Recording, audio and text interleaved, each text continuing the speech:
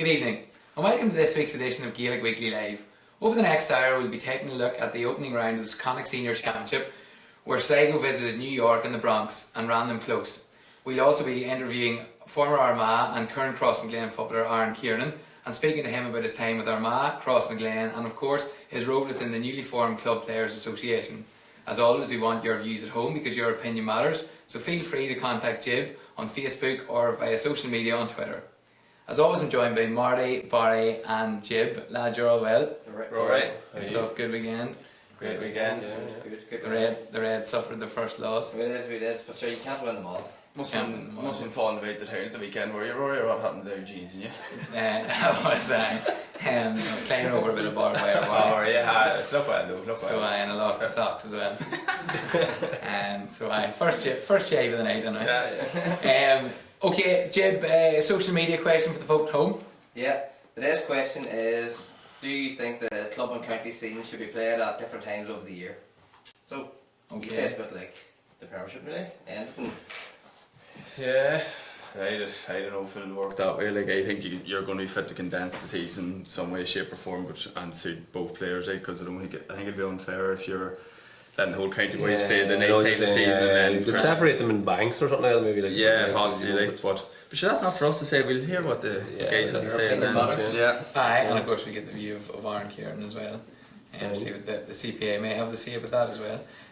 Alright, so Sligo took on New York. Okay, we're going to take a look at the clip first off, and we'll have a look at it after then. Polly, cue the video. Sligo arrived in the Bronx apprehensive, but set out their intentions early with some wonderful long-range points, like this one from Adrian Marin. New York had some real quality players, including Bronx born and bred Shane Hogan, who scored a great point in the first half. At half-time, Sligo led 11 points to 9. 10 minutes into the second half came the first goal of the championship, when New York full forward Shane O'Connor knocked a long ball cleverly down to Eugene McVerry, and the Armagh native stroked it home beautifully. Game on now in the Big Apple, with substitute Cian Breheny powerful in midfield and David Kelly adding sparkle to the attack. Sligo showed their character when a poor New York pass led to an easy turnover, and the subsequent counter-attack ended with a cracking goal and superb finish by Kyle Cawley. Game over now in the Big Apple. This was a really good game of football and a brilliant start to the Championship 2017. Okay, so there's the highlights of Sligo's visit to the Bronx. 121 to 113. 5,000 plus attended it, which is great for football over there, isn't it? Good, aye. It's a probably flatter enough scoreline to Sligo, considering that 20 minutes ago, less than 20 minutes ago, they were behind, which is, you know, it was tight enough. I think in the first half there was only 2 points in it. Sligo controlled it for big periods, but New York kept coming back at them now. I think the first half, Sligo were in the ascendancy really, and a couple of good saves from the New York keeper kind of kept the game in a knife edge really, and a Sligo native. Sligo native, yeah, and you know, in fairness to New York, I suppose with the crowd and all there, and just like the adrenaline, they came back in the second part of the second half just to bring it. And it was 11-9 at half time. I suppose going in at that stage at half time compared to last year against Roscommon when they were down by, I think maybe even 8 or 9 points, and they brought it back. You know, so obviously they would have been tails up and they were looking to go out the second half to dominate, but.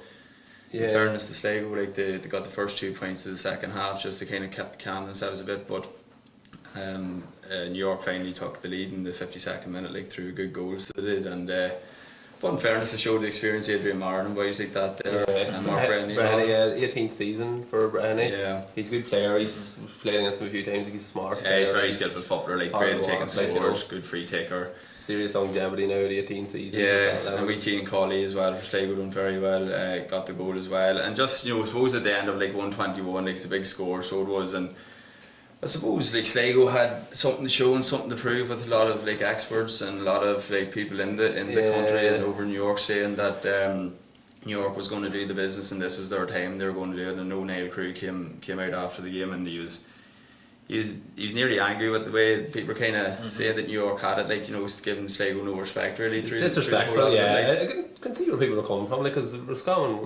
were strong favourites last year, especially with the league campaign they had as well going over. New York were very unlucky not to get the win, and I think London kind of done it for a few years. They scared a few teams, maybe 3 or 4 teams in a row, and then bang, from Armagh. They're not going to get someone like, you know, and then the year after that, or maybe 2 years after that, they were in a Connacht final. They beat Sligo and Leitrim that year. So like New York are showing a bit of promise there. And it's not, that's when Niall Cruz said to drive them on. He said it was a threat of losing them. But it's a very attractive proposition to go over to New York. Like, you know, even before, like if you're right, even a month or two before the championship, and you're anyway good or playing well for a club over there, like they're going to take you in, or if you have a good name for yourself over at home, like they'll take you in as well. There's a lot of lads there with this kind of public. Look at the likes of Tom Cliff. One of the best cornerbacks that Mayo's had down the last number of years. Like, and he's playing for them. And it's not so much disrespect as people want to see London, New York do well because people like an upset like the underdog. But you know what? It furthers the game in England, in America, wherever it may be, doesn't it? It does, like, but it's just, I suppose it's trying to get the GAA. How can you take either New York or London on to the next level? I know obviously with London they're playing in the National League and things like that there, so that's obviously great for them. But you know, in terms of New York, like, how is realistically are they going to get to that next level and be like a serious competitor within the Connacht and serious competitor in the All-Ireland series? So someone probably can't come home with it. Yeah, that's it. Let's drunk say so. On that note, you know, I suppose the GAA, parochial, and being a community, you know, it really, beyond the football, that day out and that weekend, that lead up really adds to the community over there, doesn't it? I think it's a great weekend over there, and I've never been over for it, like, but it'll be great buzz around the areas, like the GAA areas and that there, so it'll be good. Like if they did get a win some year, it'll be good crack. It'll be interesting to see what the GAA would do with it, because I'm not too sure they've got a contingency plan there. No, not yet anyway. Like, not yet. So Mayo next up for Sligo then in 2 weeks' time. It'll be a different proposition in Castlebar, I think, as well. Mayo obviously will be looking to come back after getting defeated by Galway, get back to Galway in the semi-finals again this year. So I think Mayo's out to get Connacht, like, you know, that's what they want and that's what they're looking to get. Like, Sligo, to be fair to them, they, I suppose, looking at Niall Crew, probably, well, he did say after the league that they had a kind of average National League campaign. He was kind of looking for promotion, which is, I suppose, fair enough with the kind of team that Sligo are at the minute. Like, they've been kind of progressing nicely over the last number of years, and they're probably looking to make that next step up. So they are, so he's slightly disappointed in that there, like, but I said it at a couple of weeks ago in a couple of the shows there. I said, like, Mayo to me are going to be a serious force this year. I definitely think they're a slow burner at the minute, so they are, like, they're going to look to get over Sligo. I think they'll take Sligo, right, but I'm not too sure they'll take Connacht this year again. I think they'll be too tough. If they get over Sligo, and it's that semi-final against Galway will be massive, like, but at the same time, like, it's not. Sligo still have that game in them, like, you know, where they can be a serious competitor, like, you know, and they have shown it before, like when they done against Roscommon a couple of years ago. I don't think they'll lay down now in front of them by any means, but they'll be underdogs again. They need to be on top of the game. It's without a doubt, and Mayo will be slightly off their game. Well, look, that to look forward to. I suppose as well as the Inter-County Championship, there was a few counties, I suppose, in the middle or beginning their championships early in the season. One of them, which was Donegal. And I think I mentioned too Nivolton, Martin Shovlin at 56, former All-Ireland winner with Donegal, and Sean Fury at 50, a combined 106. Seen them beat Cardona by 111 to 11 points. That's tight going. Will you be playing at 56, Marty? He's already fit to 28 minutes. I can't see him in at 30. That's the truth. It's brilliant though, isn't it? It's tight going. Unless there's like boys missing or something, was there, or what? I don't know. That's crazy, like 56. I might make 56 if there's, like, you know, serious advances in medicine. I might be fit to play. Maybe freeze you. Freeze me. But no, look, we thought it was worth a mention. Definitely. It's a serious achievement. Yeah. Jib, any feedback so far on social media in relation to the question you flagged? Nobody seems to be agreeing with that so far. It's not going to work. It's not going to work. No. Well, I suppose it's fair enough. Like, anyway, to divide the two of them completely would be tough. Like, you know, but look, that's for maybe the CPA and that to get together and see what can be done in that. Yeah. All right, okay. So we've a new challenge for the viewers. Barry, do you want to talk us through that? We do indeed. We have a 45 metre off the ground challenge. So we do going to be 3 balls. There's going to be one in the middle, one the left hand side 5 metres in from the sideline, one the right hand side 5 metres in as well. And you have to try and complete the challenge as quickly as possible. Okay, and we've seen our first challenger from Enniskillen, from an under 21 player, Davin Sanderson. Paddy's going to bring up the video, have a look at him now, taking a go at the 45 challenge.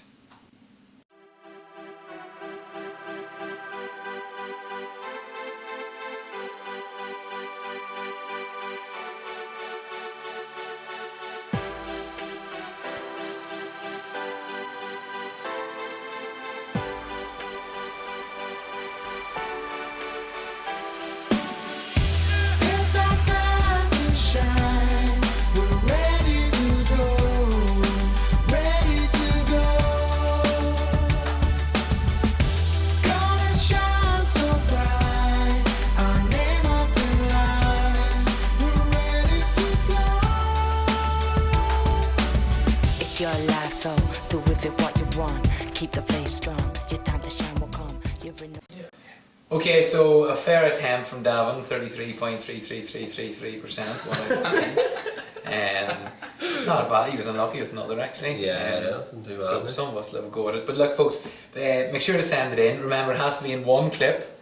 So no cutting and pasting, no editing the video. One clip, 3 balls, see how you get on. And there's a few men out there can slot a ball over, no bother. Okay, folks, we're joined now by former Armagh and current Crossmaglen player Aaron Kernan. Aaron, welcome.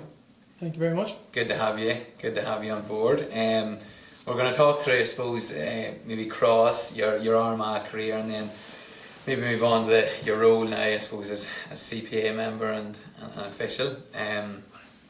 I suppose to start off, how's life after county? How's life after 10 years at Armagh? Yeah, it's been good. Probably adjusted to it a wee bit easier than I imagined, and I think that was just a mixture of everything.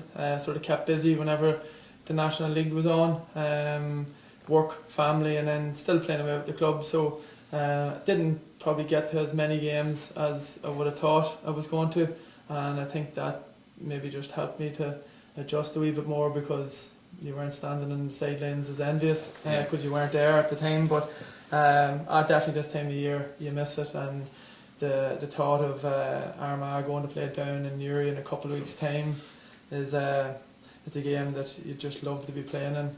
Armagh haven't played down in Championship there since I think it was 1991, so it's a game I must say I'm very envious of the boys now in the preparation over the next few weeks for it. That would have been the big derby then you'd like to get involved in. What do you miss that? You miss this time of year. Is there anything in particular, and I suppose you're not ashamed to say it now, you're gone from the scene, but that you don't miss? Not really, because to be honest with you, I loved everything that came with being a county footballer. I loved the challenges of it. I got so much enjoyment out of the preparation that you get to put into it.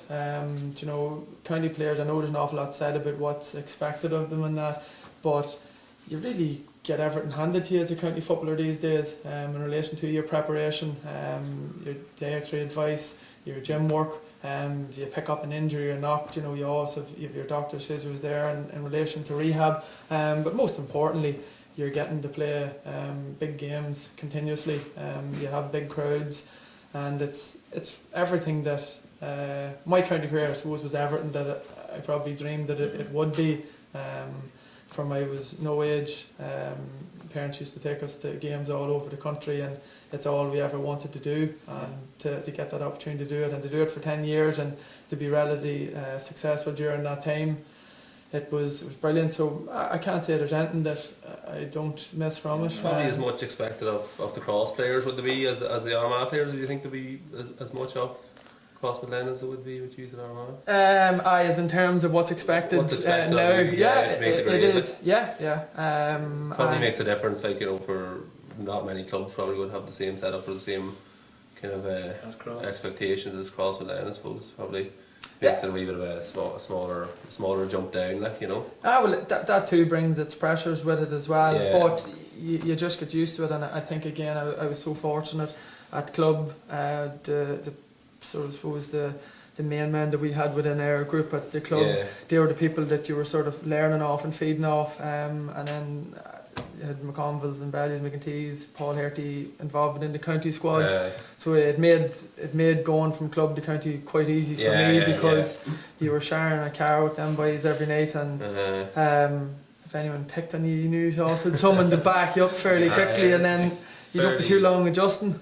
That's a fairly strong backup. I was safe enough in there for a while. You were surely. Speaking of Cross, obviously still playing away, still very much successful. I think most of us around the country look at you and think, how can it be done? I suppose, is there a secret ingredient? Is there a combination of ingredients that make Cross so successful? To be honest with you, you get that asked fairly often, but I couldn't say that there is one thing that I think makes us any different than any other club. And at times myself, I sit and wonder, how can you continuously keep it going? There probably is the fact that we don't have any other real distractions in sporting terms within Cross. There is one soccer club, don't really have an issue with rugby, and you probably have the tradition of success, and I suppose GA being number one in town, which definitely helps, but there just seems to be just such a good buy-in from just the families around town that the club seems to be number one, and you know, from no age, like even I went up to see under 6 training last week, under 6 and 8, you know, and you have a pitch full of, I don't know, must have been 60 or 70 children. I don't even know how to get a handle on starting it, but it just seems to be the main focal point for the town, and it has success breeds success. Even underage, you winning underage championships all the time as well. Well, we've won 3 minors in a row, but we wouldn't be winning every year. But what I would say is we're generally always fairly competitive, and if we're not winning it, we won't be too far away. And to be honest with you, the way we always try and look at our underage is it's a development. We try and it's 10 years of enjoyment and development to hopefully have 10 years of success as a senior footballer. If you get underage success along the way, brilliant.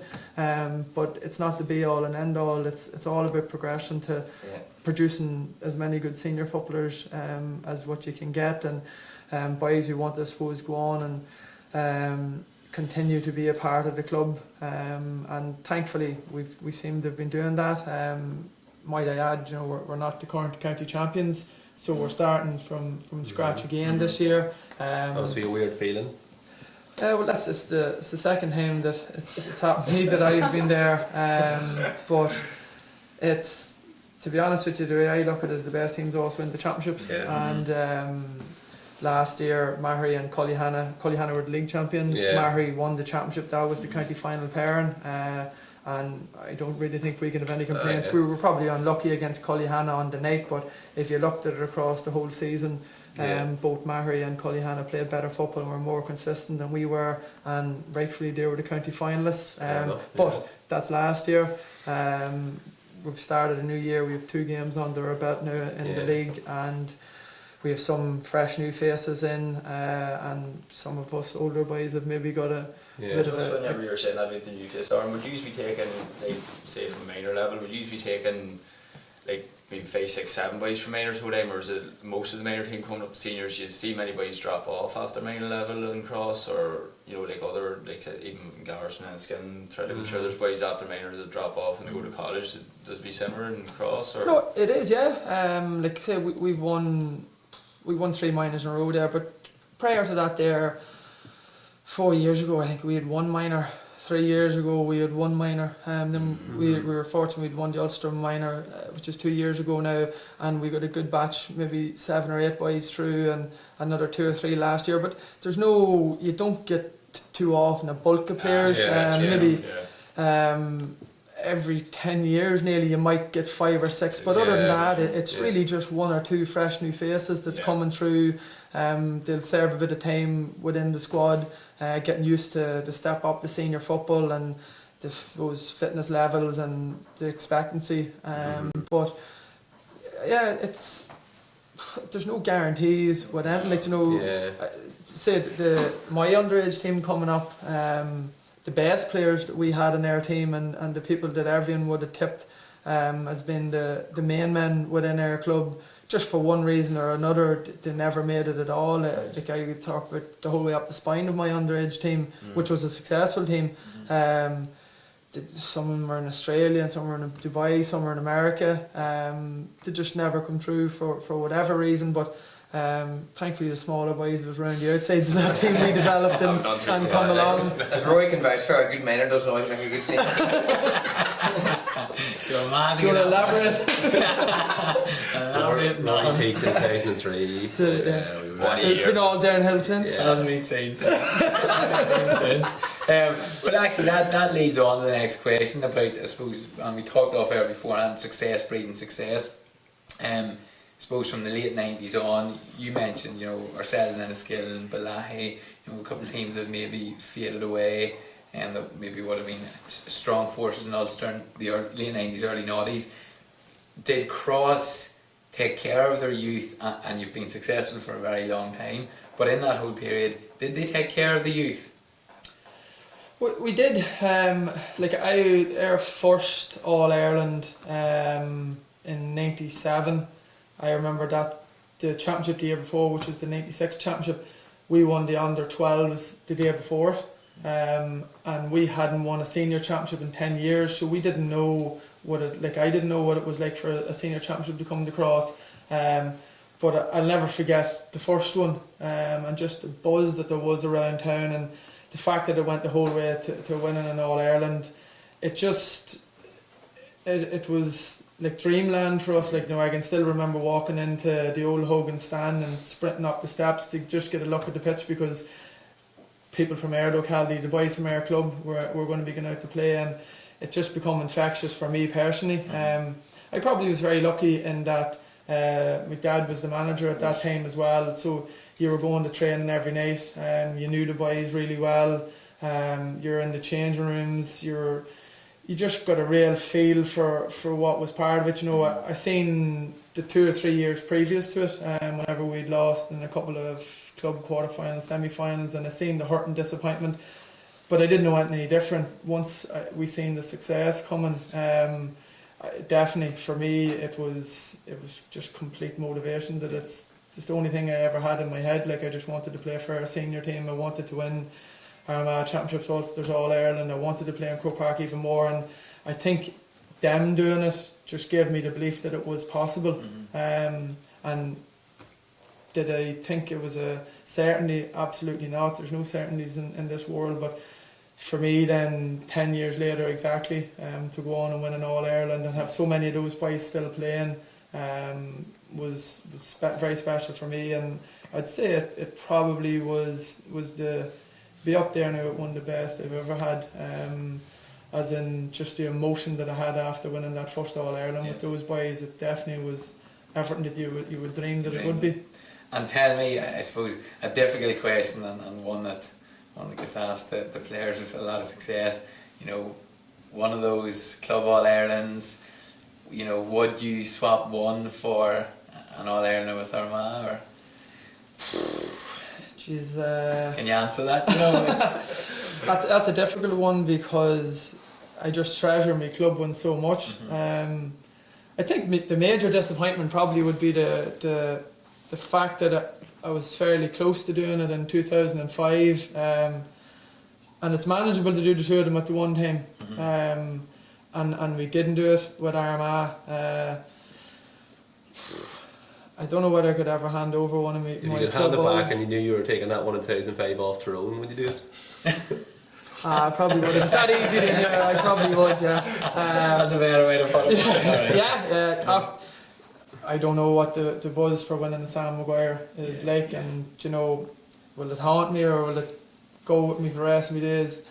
It probably won't. It's a massive disappointment that it'll never leave you, but I'd be lying if I said I started out playing Gaelic football, and the only thing I ever wanted to achieve was win Sam Maguire. Of course we all would have loved to have done it, but very few have, and I wouldn't see my county career as been a waste of time or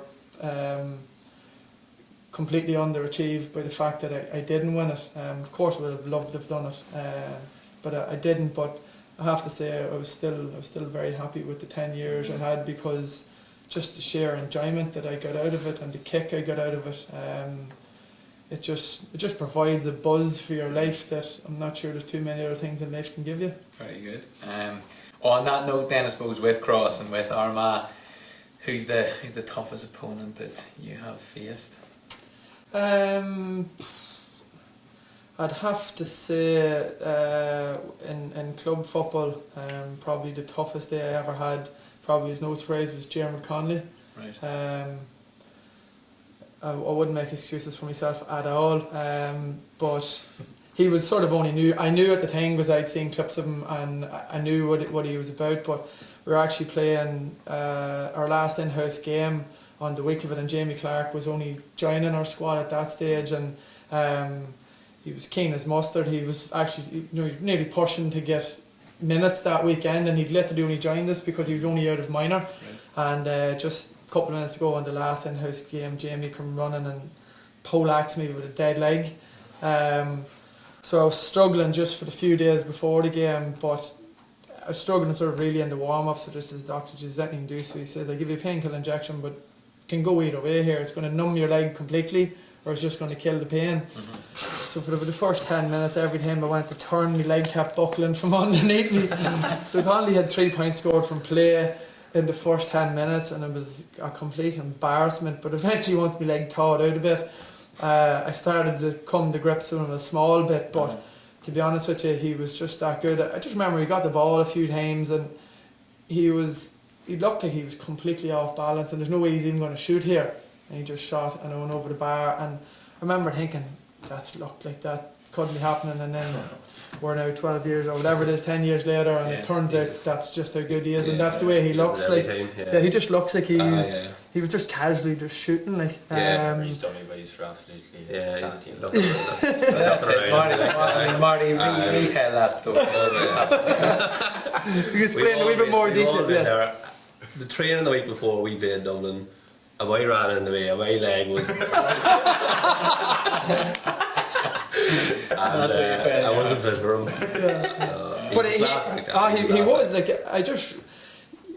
you know, sometimes you know a man is about to take you on, or he's about to show you one side or not. Like, you just get it, turn, take one step, shoot, and he went over the bar, and it's become a trademark for him. You see it now. He's doing it from off the outside of right, off the outside of left. He's kicking off the ground. He'd step up and he'd hit it free off his left foot. Like, it's hard to know which foot is his so-called weaker foot. Absolutely. And you can feel balls, you can run it. Yeah, even how he's developed himself physically and his engine and his work ethic and that there, he's turned into an unbelievable footballer. So that was a long-winded answer, but in club football, Is he the best in the country at the minute?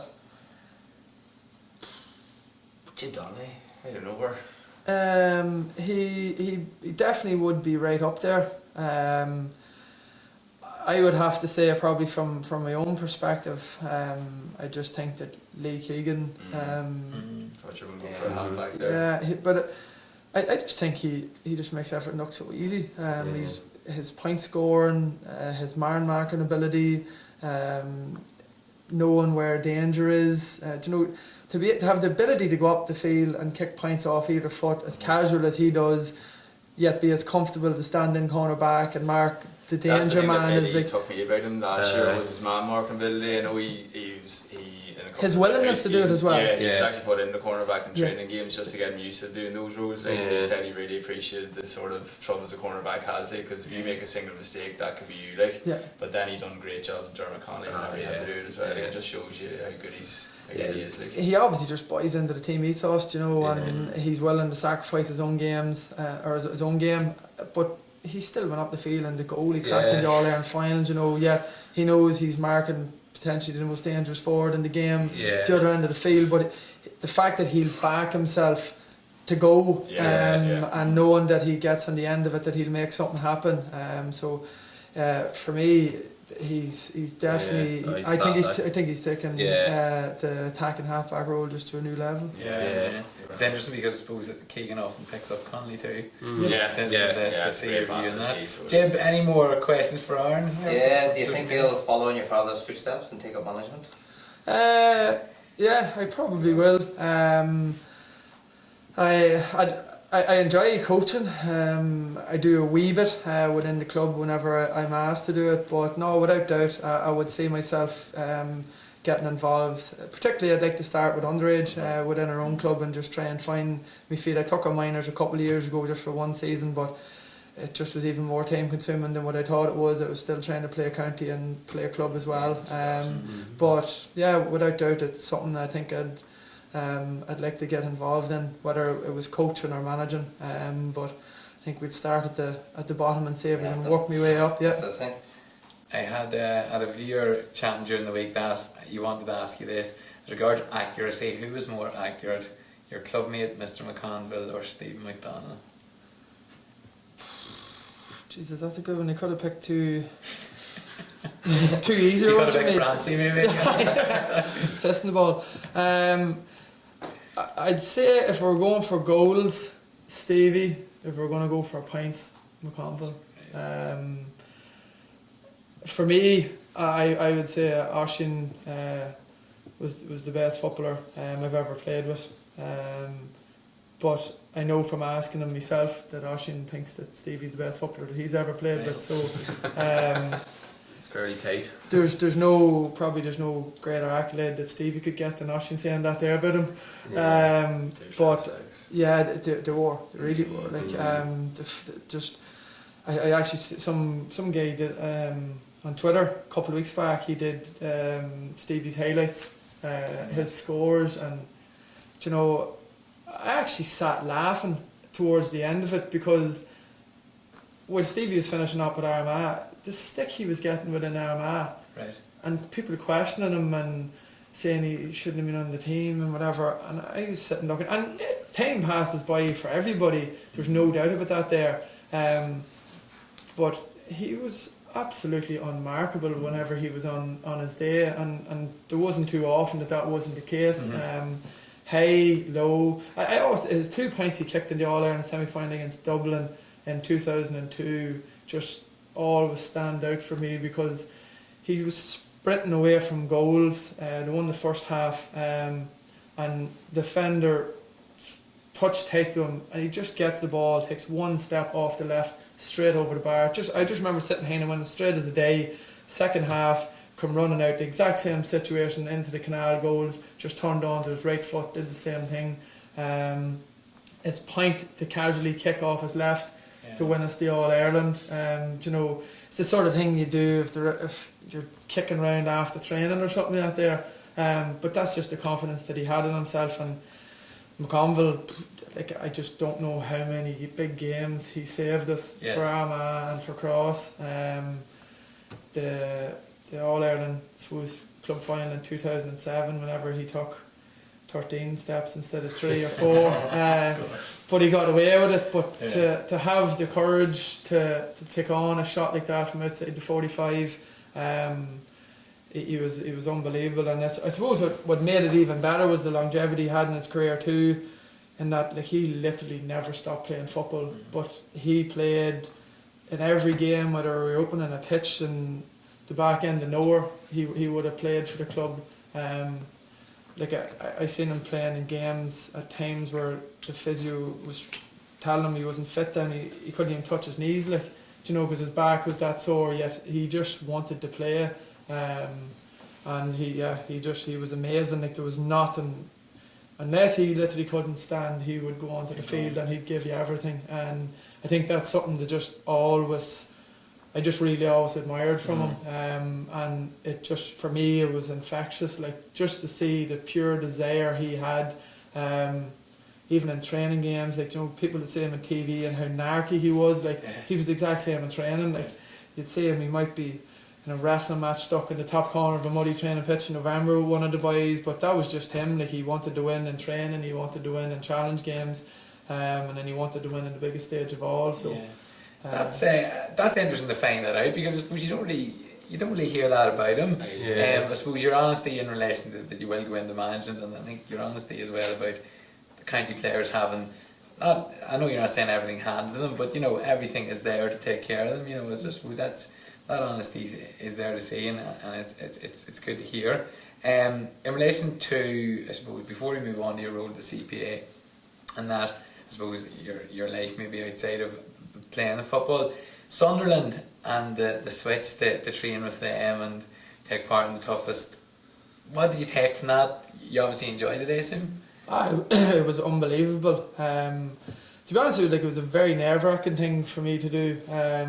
David Bentley was actually with us, I can't think of the days, like, but he was in Crossmaglen the week before I went away.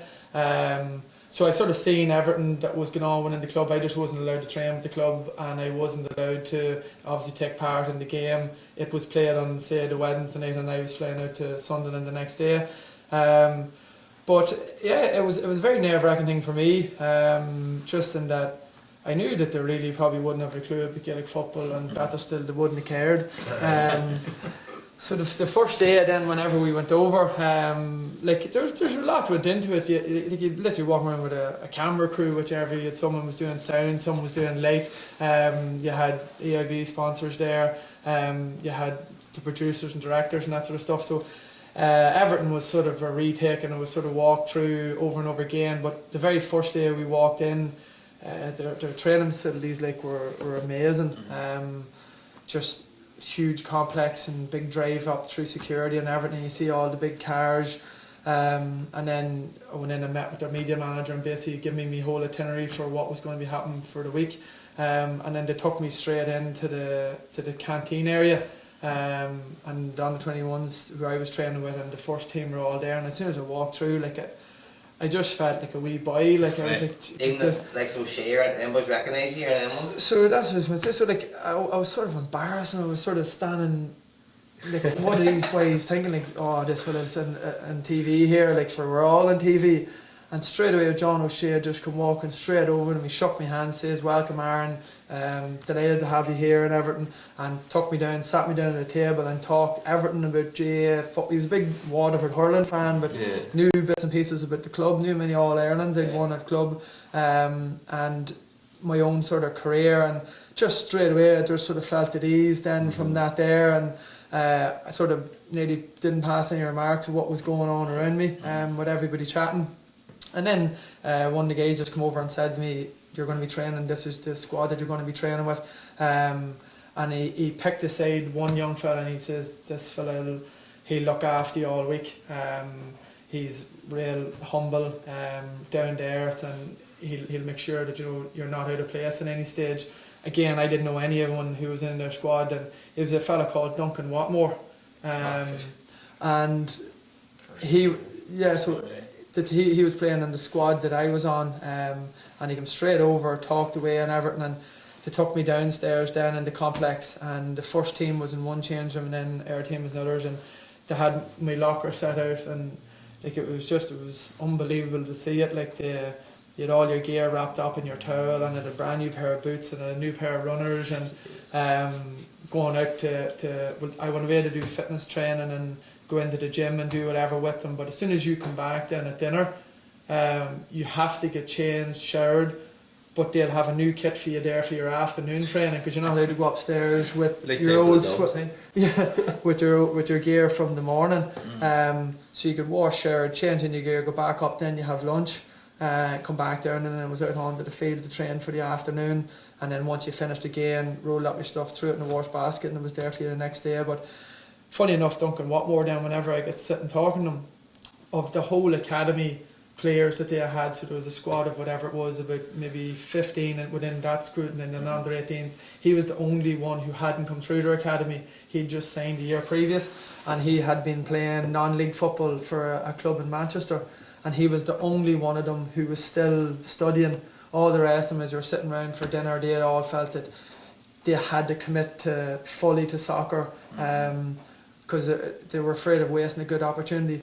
Duncan Watmore was the first one of them to break through onto the team. He played last year, he's playing this year until he done his cruciate, but he was the first one, and other boys probably would have been seen as bigger names or bigger shots within it. And there's one other guy now has come through, I've seen him playing at the weekend, was George Honeyman. He played at the weekend whenever they lost, but I look out for him because he just reminded me sort of a non-league footballer. Like, he just, his work ethic was unbelievable. He chased absolutely everything down. He got the ball. He probably was a bit like me, a bad soccer. He just got the ball, kicked it, had himself, ran after it and crossed it. But he was effective in what he did. But real likeable fella. Like I say, great work ethic, great appreciation for the opportunity he had. But he still was preparing for the worst that it doesn't seem like is going to happen at this stage. So he'd be delighted for him. Oh, yeah. Delighted for him. What about the I suppose on the skill side of things, no one's expecting you with the soccer and that, but on fitness levels and strength and conditioning, how did you find that in comparison to those guys that in your own?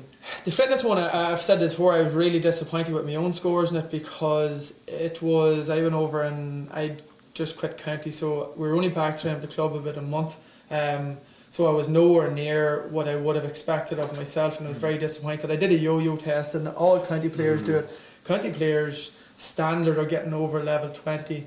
I got level 18 or something out there. Like any time I would have done it, you'd be gauging probably level 12, level 20, level 21. So I knew from that inter-county footballers and club footballers, for that matter, would be of that same athletic standard. What actually surprised me about them was how strong they were in the gym, because they were so slight, like they hadn't pickings in them, but they still were able to lift heavy weights. And I think that's just repetition, the fact that they were doing it so often. But from that point of view, it was good to see it. But again, the facilities, like they had an unbelievable gymnasium, and then they went straight into the swimming pools and hydro pools, and this was all just in the one. You're just walking down corridors and you're walking into a different room. It's just everything that they have laid on for them, the amount of masseuses they have, and straight to physio, and then straight to physio. Same thing. It's just what they say. Like, they think like inter-county is nearly professional, but the main difference is it's just like you do have those cities, you have a pool straight away. Like the thing they say about inter-counties and picking up injuries, that you don't have the time to recover. The next day after the match on Sunday, you're working the next day. You don't get the time to recover. You don't have the rest. Like, and that's the main difference. Plus all the money and the big cars. And all that. We used to be going up to that place in Donegal, that cryo chamber. We were travelling like 50 or 60 miles to go to a cryo chamber. Like these they're walking 50 steps, like, you know, and it's on hand. And that's the difference between professional and amateur. And well, for me, I would never like to see it going professional, because I don't think it's simply sustainable. But that's just always going to be the big difference between it. We do maximise ourselves in what we have available to us, but that's the big difference that you just on maybe this could be do at that point, but what's your view on the game transfer into Sky and commercialisation for a potential bigger audience, sacrificing being able to watch the games for a local man on Freeview? It's a sport or bad? Well, for me it's probably if you're taken away from the amount of people that are able to watch our games, that's not really a good thing. The unfortunate thing for us was, just from my house, was we didn't get TV3 signal, so I couldn't watch it. I couldn't watch it whenever I was on TV3 anyway, and I have Sky, so it suits me that I can watch it. But to take the coverage of our games away, that everybody can't see every game, I don't feel that should be the case. I think every match should be available that is been broadcast live to the full public for Freeview, and I can see why people are very frustrated, because like I say, it was only a signal issue with me, but it used to drive me mental whenever it was a game. Same with us. Hanging the TV out the window. That leads us, I suppose, it kind of leads us on, and the professionalism that leads us on to, I suppose, what we're going to talk about last year with you, Aaron, is your new role within the Club Players Association. 27,500 members. It's really come to the fore. I know myself and a couple of lads are members. Tell us about your role and what the CPA is trying to achieve. Yeah, I got involved, and I was asked would I have an interest in trying to help out to sort of form it, or to see was there really a need for it. You know, every year you hear the same sort of war stories coming in, and I suppose social media really is the big thing that people are venting their frustration more on it now, and it's more vocal than probably what it ever has been, because it's so easy for someone to get something out there, and maybe a journalist or someone to pick up on it. So I agreed to get involved.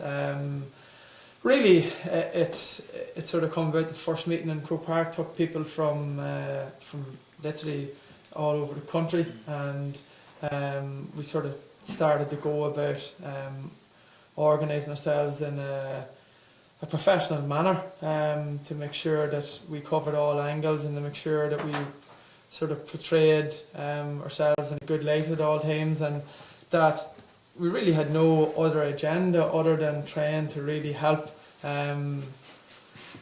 The main aim from the very first meeting, and it's stuck since, was fix the fixtures, and that's really what everyone's gripe was. Like, there's no one has an issue with a personal gripe with anyone in Croke Park or anyone involved in fixture committees, whatever. Like, we're just people the same as the next man, and the same as the top people in Croke Park who hold the highest positions, but we just feel that there's a a better way of running our games than it presently is. And again, from the very outset, we felt that it was a blank canvas overhaul of both football and hurling at inter-county level and club level that was needed.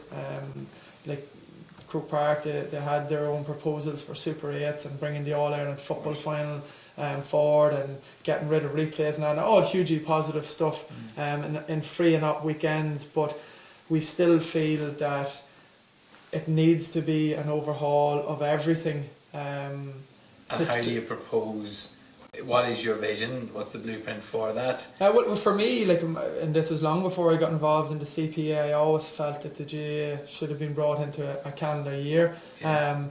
Within my own club, there's people who disagree with me, that they don't feel that they would say, for instance, that St Patrick's Day, that's the family day, that's the big club day, and we can't change from that. And likewise, you had people who would have felt that the third Sunday of September, that's just tradition, that was always the All-Ireland weekend. And thankfully, people voted for change in that there. But my thing about St Patrick's Day is, while, yes, it's brilliant to go down to Croke Park and represent your club in an All-Ireland final, and that day, why is an All-Ireland junior and intermediate thrown in the first weekend of February? Is that not a family day? Should they not be involved in it? Yeah. Why are they any different than a senior club in football and hurling? Like, are we saying that the senior and football and hurling clubs are elite and that the junior and intermediates will just throw you in there?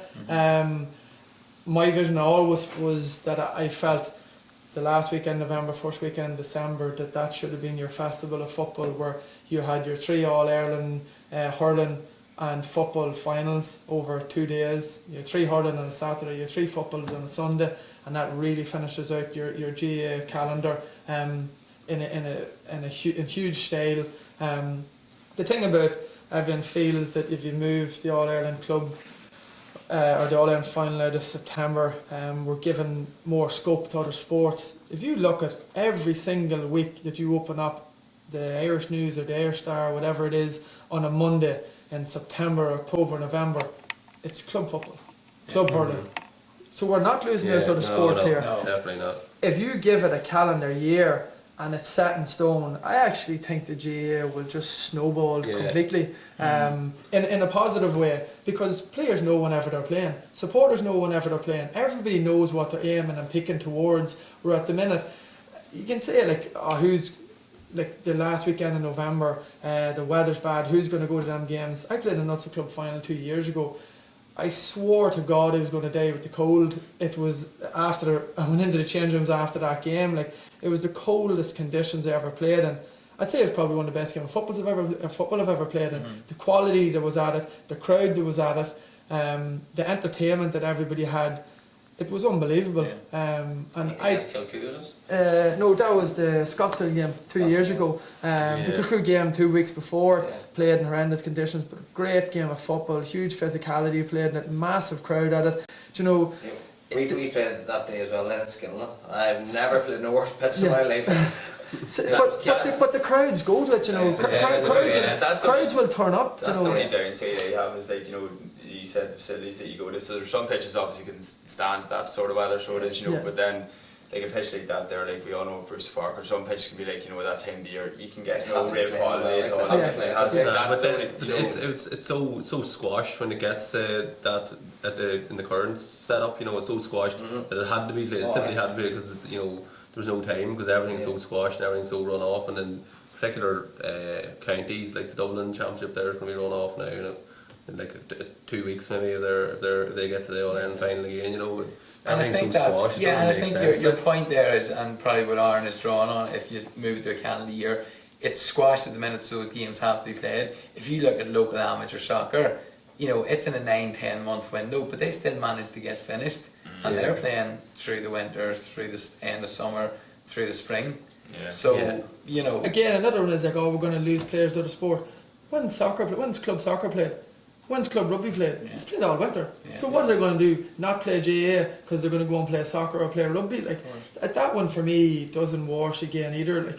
Like, if you're providing good competitive football throughout the year for your club players, they're more than happy to play away. Do you know, and the longer, if you have to play it to October, November, that means because you're going to win a provincial championship or an All-Ireland, players don't have a problem with that. If you're getting that goal at the end of it, you're getting closer towards that aim, you're not going to bother what the weather is like outside, because you're getting closer to your ultimate goal. And that's only going to be for a few teams. Like, you're only talking of a handful of teams that will go that distance. And likewise for me, what frustrated me as a county footballer was the amount of county football I missed out on, because I was playing for Cross in February and March, so I was missing out on county football. And you just simply go back to the All-Ireland football and club finals this year. Ballyea and Coola were in the All-Ireland club hurling final, and Dublin and Clare ended up in the hurling relegation playoff.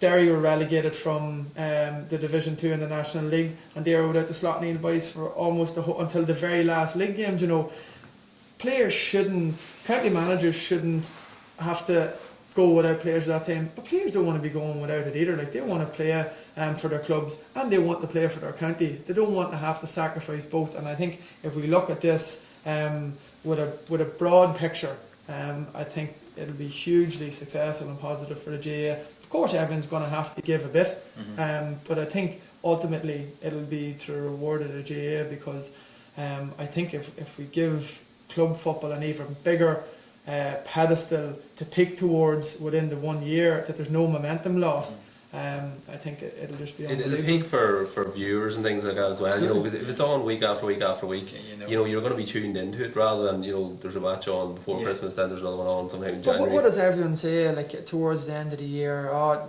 inter-county's over now, the real stuff starts. Clubs, like, it's so exciting to watch it every weekend. So why not give more of that then? That's right. Do you know, so again, we're not losing to other sports here. Like the whole of September was one game, which was two counties. We're all sitting and we all want to go to that one day. But if you have club football and hurling going, that's 32 counties. Of course, Do you know, and they're all getting their slice of it. Air Sport now have come in, and then they're doing club championships. TG Carr's doing club championships. It's just gonna grow and grow and grow if you put it in the right format. I think it was the Meath manager, is he McEntee? He was over Ballyboden, I think, a few years ago. He was talking a few weeks ago with this, and he was in the club championship as well. The thing about it is there could be 15 teams in Ireland that could win an All Ireland club championship. You know, the teams in Dublin that could come out. You know, any team in Dublin that could come out can win an All Ireland. Like, then you've got Crossmaglen, like you had St Gauls a few years ago. You've got teams come from Galway, you've got teams come from all over the place that could potentially win it. So it has, like, the potential to be an even better competition. And I suppose, lads, you know, what Aaron has said just there, that really sticks out with me. You give the example of Coola and Dublin and Clare being in the relegation, Derry as well in the football. I mean, you have a well thought out, lads. It's positive. Yeah, it makes sense. Yeah, it definitely does. Like, it's just a pity for Fermanagh this year that they didn't keep the slot in advice for another couple of weeks.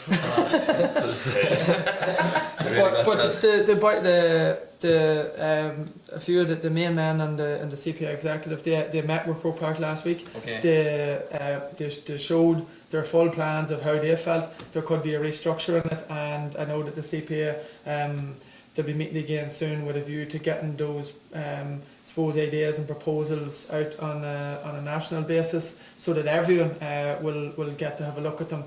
The work that has been done by Derek Kavanagh and Liam Griffin in particular, looking after both football and hurling, it has been unbelievable.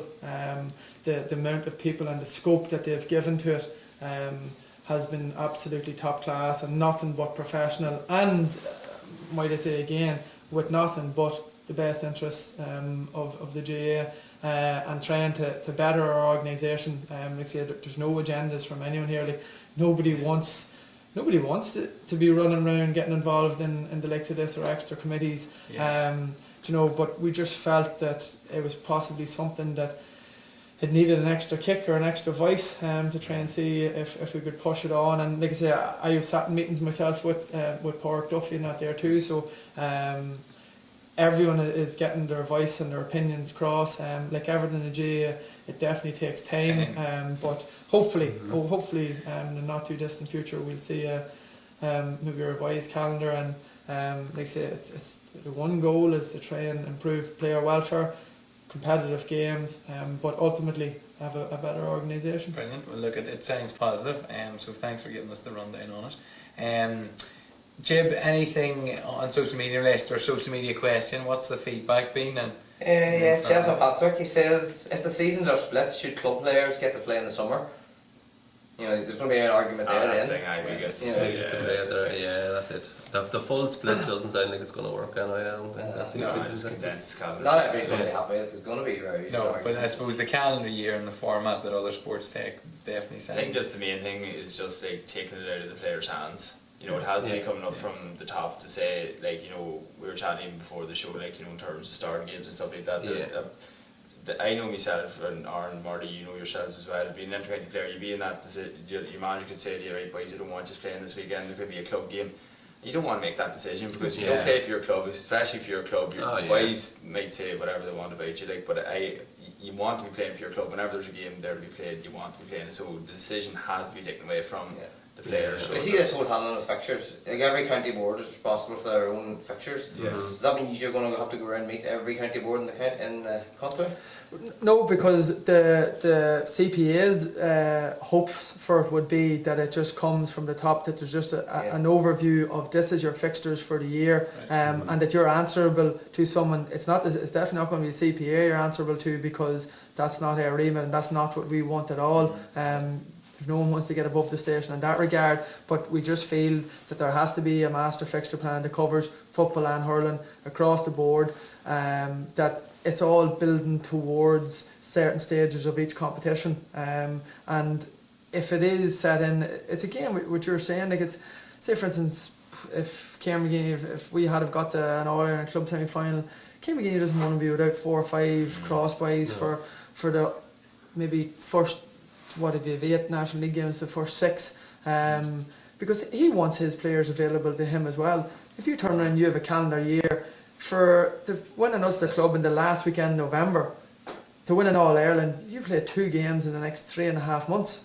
Do you know, whenever all you need is another 2 weekends to get that there finished out, like, so you're telling me that we can't condense this here, and then that there means that your inter-county managers, they're not sitting without their best club footballers at the start, or hurlers at the start of the next year. They have them. There's no pulling and hauling between the two of them. Like, you look at Fairby at the minute, for an inter-county manager, your head would explode. They're playing Sigerson, they're playing under 21, which is now going under 20. They were playing club.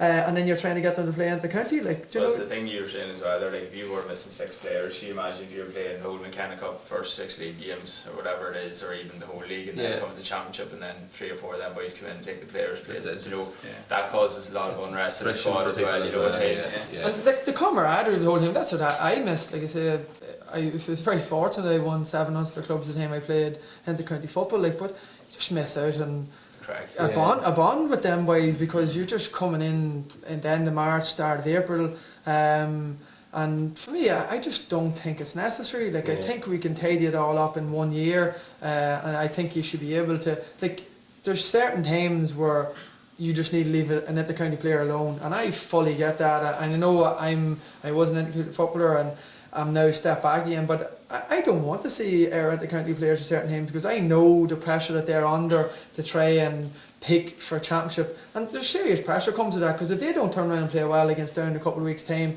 everything will be in their case. Yet it's the same people might be turning around saying, "Oh, I want them playing every week for their club," and you just can't switch from one to the other. Like, tactics is different.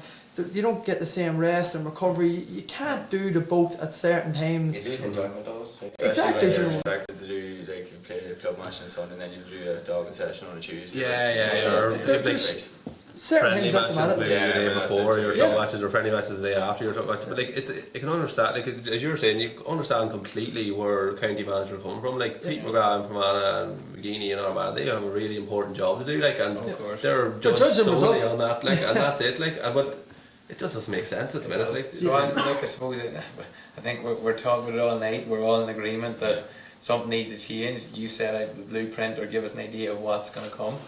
So that's great to hear. Look, Aaron, thanks for coming in. No problem. Great to hear the career story, some of the highlights, not too many lowlights, thankfully. The CPA, we wish you the best of luck with that. Best of luck with Cross for the year. And lads, as always, thank you for Thanks for being on the sofa. Alright. Alright folks, we are back next week, Monday at 7:30. We'll be joined by another guest. We'll be looking ahead to Connacht, Ulster and Leinster starting the following Saturday and Sunday. So plenty to whet the appetite. As always, your opinion matters. Get in touch with Jib on Facebook or Twitter, and we'll see you through the week. Good night.